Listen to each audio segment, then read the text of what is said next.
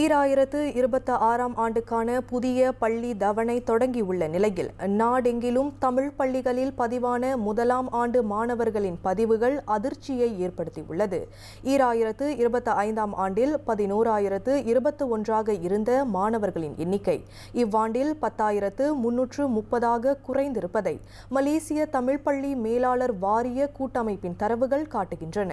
ஒவ்வொரு ஆண்டும் அதிக எண்ணிக்கை சரிவை நோக்கி சென்றால் தமிழ் பள்ளிகள் மற்றும் அதன் ஆசிரியர்களின் எண்ணிக்கைகளுக்கும் பாதிப்பு ஏற்படும் என்று மலேசிய தமிழ் பள்ளிகளின் தலைமை ஆசிரியர் சங்கத்தின் முன்னாள் தலைவர் SS பாண்டியன் தெரிவித்துள்ளார். மாணவர் குறைந்தாங்கன்னா ஆசிரியர் எண்ணிக்கை குறைக்கப்படும். ஆசிரியரோட இன்டேக், ஆசிரியர் பயிற்சி கல்லூரிக்கு எடுக்கப்படும் இன்டேக்கு குறையும். அதை எப்படியே குறைஞ்சிக்கிட்டே போனால் மாணவர் குறைந்தால் ஆசிரியர் எண்ணிக்கை குறையும், பள்ளிகளும் குறையும். இப்பொழுது மலேசியாவில் ஏறக்குறைய 528 தமிழ் பள்ளிகள் இருக்கின்றன. இந்த நிலை தொடர்ந்தால் கண்டிப்பாக குறையும். ஆக ஒரு காலத்தில் இந்தியர்களின் அடையாளமாக இருக்கும் தமிழ் பள்ளி இருக்காது. இதனிடையே தமிழ் பள்ளியில் பயிலும் மொத்த மாணவர்களின் எண்ணிக்கையை காட்டிலும் மலாய் மற்றும் சீன பள்ளிகளில் பயிலும் இந்திய மாணவர்களின் எண்ணிக்கை அதிகமாக இருப்பதை SS பாண்டியன் சுட்டிக்காட்டினார். இது வருத்தம் அளிக்கும் தகவலாக இருப்பதாக கூறிய அவர், பெற்றோர்கள் எடுக்கும் முடிவில் தமிழ் பள்ளிகளில் மாணவர்களின் எண்ணிக்கையும் பதிவாகும் என்று அவர் குறிப்பிட்டார்.